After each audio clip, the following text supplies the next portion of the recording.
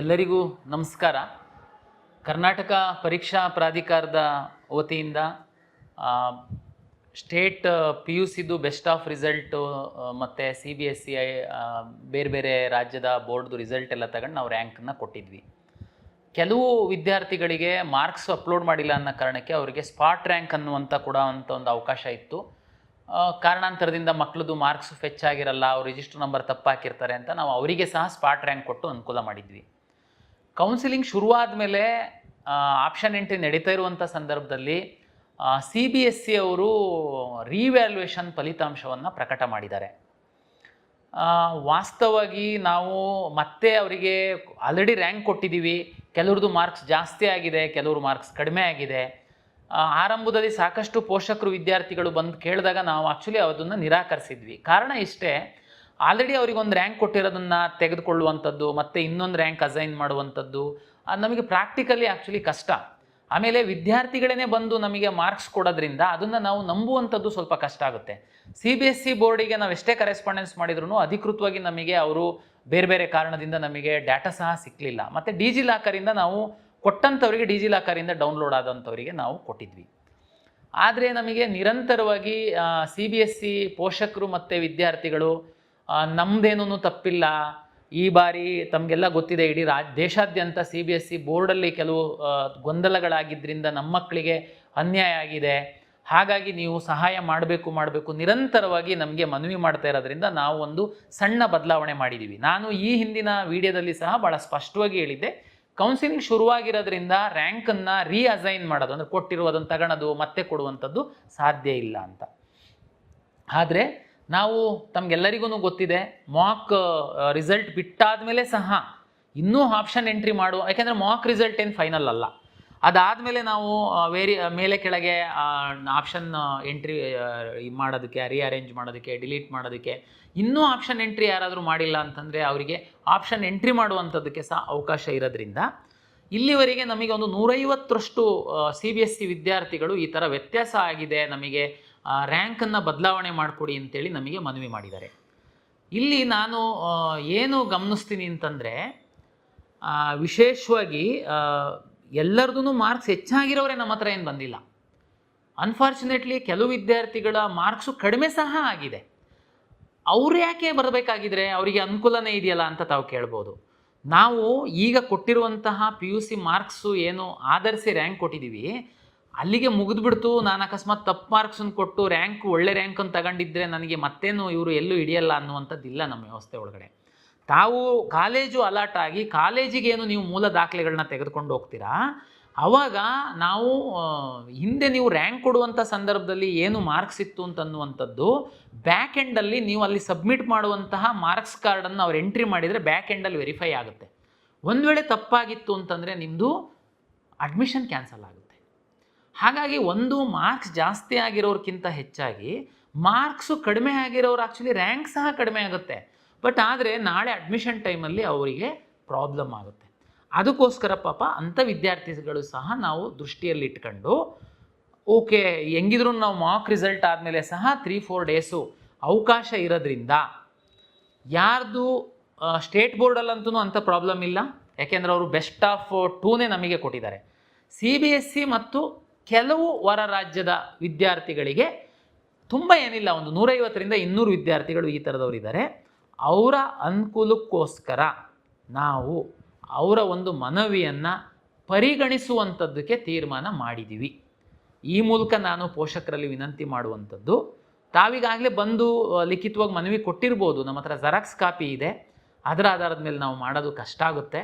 ತಾವು ಹಾಗಾಗಿ ಮುಂದಿನ 3 ದಿನಗಳ ಕಾಲ 4, 5, 6 ಜುಲೈ ಬೆಳಗ್ಗಿಂದ ಸಂಜೆ ತನಕ, ಶನಿವಾರ ಭಾನುವಾರ ಆದರೂ ನಾವು ಓಪನ್ ಇರುತ್ತೆ KA, ತಾವೇನಾದರೂ ಬಂದಲ್ಲಿ ತಮ್ಮ ಎದುರುಗಡೆನೇ ನಾವು ಡಿಜಿಲಾಕರಲ್ಲಿ ಡೌನ್ಲೋಡ್ ಮಾಡಿಸಿ ನೀವು ತಂದಿರುವಂಥದ್ದು ಮತ್ತು ಡಿಜಿಲಾಕರಲ್ಲಿ ಫೆಚ್ ಆಗುವಂಥದ್ದು ಒಂದೇ ಇದೆ ಅನ್ನುವಂಥದ್ದನ್ನು ಖಾತ್ರಿಪಡಿಸ್ಕೊಂಡು ನಾವು ನಿಮಗೆ ರ್ಯಾಂಕನ್ನು ಅಸೈನ್ ಮಾಡ್ತೀವಿ. ಒಂದು ವೇಳೆ ಈಗ ಮಾಕ್ ಅಲಾಟ್ಮೆಂಟಲ್ಲಿ ನಿಮ್ಮದು ಹಳೆ ರ್ಯಾಂಕ್ ಬಂದಿದ್ರೂ ತೊಂದರೆ ಇಲ್ಲ, ನಾವು ಮಾಕ್ ರಿಸಲ್ಟ್ ಆದಮೇಲೆ ಏನು ನಾವು ಆಪ್ಷನ್ ಎಂಟ್ರಿ ಮಾಡಿ ಫೈನಲ್ ರಿಸಲ್ಟನ್ನು ಜನ್ರೇಟ್ ಮಾಡ್ತೀವಿ, ಆವಾಗ ಸರಿ ಮಾಡ್ತೀವಿ. ಇದು ಬೇರೆಯವ್ರು ಯಾರೂ ಏನು ಗೊಂದಲ ಆಗುವಂಥದ್ದು ಚೇಂಜಸ್ ಏನೂ ಇಲ್ಲ. ಕೇವಲ CBSE ವಿದ್ಯಾರ್ಥಿಗಳು ಮರುಮೌಲ್ಯಮಾಪನದಲ್ಲಿ ಮಾರ್ಕ್ಸ್ ಏನಾದರೂ ಹೆಚ್ಚಾಗಿದ್ದರೆ ಅಥವಾ ಕಡಿಮೆ ಆಗಿದ್ದರೆ ನೀವು ನಮ್ಮ ಕೌನ್ಸಿಲಿಂಗಲ್ಲಿ ಭಾಗವಹಿಸುವಂತಹ ವಿದ್ಯಾರ್ಥಿಗಳಾಗಿದ್ದಲ್ಲಿ ಅದೂ ಬರೀ ನೀಟ್ ಇದೆ ಸರ್, ಏನು ತೊಂದರೆ ಇಲ್ಲ, ನೀವೇನು ಇಲ್ಲಿ ಬರೋ ಅಗತ್ಯ ಇಲ್ಲ.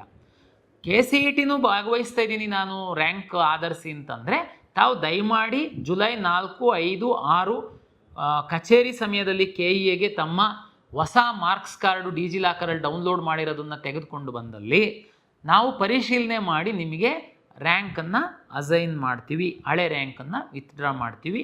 ಇದು ಒಂದು CBSE ಮತ್ತು ಹೊರ ರಾಜ್ಯದ ವಿದ್ಯಾರ್ಥಿಗಳಿಗೆ ಒಂದು ನಾವು ಸಹಾಯ ಮಾಡ್ತಿರುವಂಥದ್ದು. ಜೊತೆಗೆ ಬಿ ಫಾರ್ಮಾ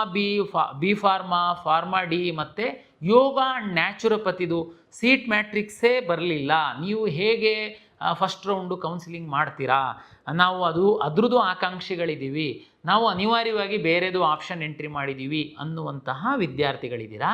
ನೋಡಿ, ನಾವು ಸಾಕಷ್ಟು ಪತ್ರ ವ್ಯವಹಾರ ಮಾಡಿ ಮನವಿ ಮಾಡಿದ್ದೀವಿ. ಅವರು ಇಲ್ಲಿವರೆಗೆ ನಮಗೆ ಈ 3 ಕೋರ್ಸಿನ ಸೀಟ್ ಮ್ಯಾಟ್ರಿಕ್ಸ್ ಕೊಟ್ಟಿಲ್ಲ. ನೀವೇನೇ ಹೇಳಿ 75,000ಕ್ಕಿಂತ ಹೆಚ್ಚು ಇರುವ ಇಂಜಿನಿಯರಿಂಗ್ ಸೀಟನ್ನು ಅಲಾಟ್ ಮಾಡೋದಕ್ಕೋಸ್ಕರ ನಾನು ಈ 3 ಕೋರ್ಸ್ ಅವರು ಕೊಟ್ಟಿಲ್ಲ, ಯಾವಾಗ ಕೊಡ್ತಾರೆ ಅನ್ನೋದು ಗೊತ್ತಿಲ್ಲ, ನಾನು ಕಾಯೋದ್ರಲ್ಲಿ ಏನಾದರೂ ಅರ್ಥ ಇದೆಯಾ? ಅದಕ್ಕೋಸ್ಕರ ನಾನು ಕೌನ್ಸಿಲಿಂಗ್ ಶುರು ಮಾಡಿದ್ದೀನಿ. ಈಗಲೂ ನಂದು ಮಾಕ್ ರಿಸಲ್ಟ್ ಆದಮೇಲೆ ಏನು ನಾನು ರೀಅರೇಂಜ್ ಮಾಡುವಂಥದ್ದಕ್ಕೆ 3 days ವಿಂಡೋ ಓಪನ್ ಮಾಡ್ತೀನಿ. ಆ ಟೈಮಲ್ಲಿ ಅವರೇನಾದ್ರೂ ಕೊಟ್ಟರೆ ನಾನು ಎನೇಬಲ್ ಮಾಡ್ತೀನಿ. ಯಾರಾದರೂ ಈ ಕೋರ್ಸ್ಗಳು ಆಸಕ್ತಿ ಇದ್ದಂಥವರು ತಾವು ಆಪ್ಷನ್ ಎಂಟ್ರಿ ಮಾಡ್ಬೋದು. ಸರ್ ಅವಾಗಲೂ ಬರಲಿಲ್ಲ, ಏನು ಮಾಡ್ತೀರಾ? ಸೆಕೆಂಡ್ ರೌಂಡಿಗೆ ತಗೊಳ್ತೀನಿ, ನನಗೆ ಬೇರೆ ಏನು ಆಪ್ಷನ್ ಇದೆ? ಸರ್ ಇಲ್ಲ, ನಾನು ಬಿ ಫಾರ್ಮಾಗೆ ಹೋಗಬೇಕು ಅಂತಿದ್ದೆ ಸರ್, ಈಗ ಫಸ್ಟ್ ರೌಂಡಲ್ಲಿ ನನಗೆ ಇಂಜಿನಿಯರಿಂಗ್ ಸೀಟು ಸಿಕ್ಬಿಡುತ್ತೆ, ನೀವು ಅಕಸ್ಮಾತ್ ಸೆಕೆಂಡ್ ರೌಂಡಿಗೆ ತಗೊಂಡ್ರೆ ನನಗೆ ಸಮಸ್ಯೆ ಆಗುತ್ತೆ. ಫಸ್ಟ್ ರೌಂಡಲ್ಲಿ ಅಡ್ಮಿಷನ್ ಆಗಬೇಡಿ ನೀವು, ನಮಗೆಲ್ಲ ಗೊತ್ತಿದೆ. ಇಲ್ಲ ಸರ್, ನೀವು ಹೇಳಿದ್ರಿ ಸೆಕೆಂಡ್ ರೌಂಡಲ್ಲಿ ಹೊಸ್ದಾಗಿ ಆಪ್ಷನ್ ಎಂಟ್ರಿ ಮಾಡೋದಕ್ಕೆ ಅವಕಾಶ ಕೊಡಲ್ಲ. ಖಂಡಿತ ಯಾವುದಕ್ಕೆ ಕೊಡಲ್ಲ. ಈಗ ಇಂಜಿನಿಯರಿಂಗ್ ನಾನು ಸೀಟ್ ಮ್ಯಾಟ್ರಿಕ್ಸ್ ಬಿಟ್ಟಿದ್ದೀನಿ, ವೆಟರ್ನರಿ ಬಿಟ್ಟಿದ್ದೀನಿ, ಅಗ್ರಿಕಲ್ಚರ್ ಬಿಟ್ಟಿದ್ದೀನಿ. ಇದ್ರದ್ದು ನೀವು ಎಷ್ಟು ಆಪ್ಷನ್ ಎಂಟ್ರಿ ಮಾಡ್ತೀರಾ ದಯಮಾಡಿ ಎಂಟ್ರಿ ಮಾಡ್ಕೊಳ್ಳಿ. ಸೆಕೆಂಡ್ ರೌಂಡಲ್ಲಿ ನಾನು ಸೆಕೆಂಡ್ ರೌಂಡು ಶುರುವಾದಾಗ ನಿಮಗೆ ಹೊಸ್ದಾಗಿ ಈ ಕೋರ್ಸ್ಗಳು ಅಂದರೆ ಫಸ್ಟ್ ರೌಂಡಲ್ಲೇ ನಾನು ಸೀಟ್ ಮ್ಯಾಟ್ರಿಕ್ಸ್ ಬಿಟ್ಟಿರುವಂಥದ್ದನ್ನು ಆಪ್ಷನ್ ಎಂಟ್ರಿ ಮಾಡೋದಕ್ಕೆ ಬಿಡಲ್ಲ. ಆದರೆ ಫಾರ್ಮಾಗೆ ಸಂಬಂಧಪಟ್ಟಂಥದ್ದು, ಯೋಗ ಆ್ಯಂಡ್ ನ್ಯಾಚುರೋಪತಿಗೆ ಸಂಬಂಧಪಟ್ಟಿದ್ದು ನಾನು ಸೀಟ್ ಮ್ಯಾಟ್ರಿಕ್ಸೇ ಬಿಟ್ಟಿಲ್ಲ, ನೀವು ಆಪ್ಷನ್ ಎಂಟ್ರಿನೇ ಮಾಡಿಲ್ಲ, ನಿಮಗೆ ಇದನ್ನು ಎಂಟ್ರಿ ಮಾಡೋದಕ್ಕೆ ಅವಕಾಶ ಕೊಡ್ತೀನಿ. ಸರಿ, ಎಲ್ಲಿ ಕೊಡ್ತೀರಾ? ಈಗ ಉದಾಹರಣೆಗೆ ನೀವು ಒಂದು 10 ಆಪ್ಷನ್ ಎಂಟ್ರಿ ಈಗ ಇಂಜಿನಿಯರಿಂಗ್ ಮಾಡಿದ್ದೀರಾ, ಆ್ಯಕ್ಚುಲಿ ನೀವು ಯೋಗ ಆ್ಯಂಡ್ ನ್ಯಾಚುರೋಪತಿಗೆ ಹೋಗಬೇಕು ಅನ್ನುವಂಥವ್ರು ಇದ್ದೀರಾ.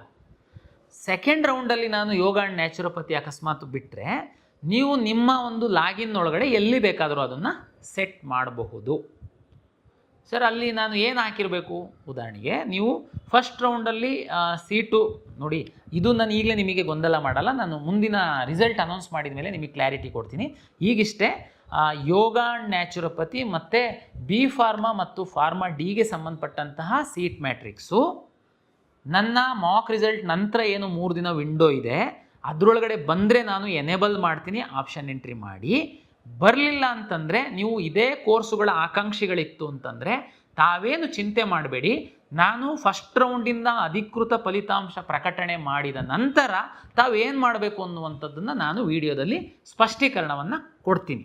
ಹಾಗಾಗಿ ತಾವು ಈಗ ಸದ್ಯಕ್ಕೆ ಈ 2 ಇನ್ಫಾರ್ಮೇಷನ್ ತಮ್ಮ ಕೊಡಲಿಕ್ಕೋಸ್ಕರ ನಾನು ಈ ವಿಡಿಯೋ ಮಾಡ್ತಾಯಿದ್ದೀನಿ. ಇದಕ್ಕೆ ಸಂಬಂಧಪಟ್ಟಂತಹ ಯಾರಾದರೂ ಆಕಾಂಕ್ಷಿಗಳಿದ್ದರೆ ಇದ್ರ ಸದುಪಯೋಗ ಪಡಿಸ್ಕೊಳ್ಳಿ. ನಮಸ್ಕಾರ.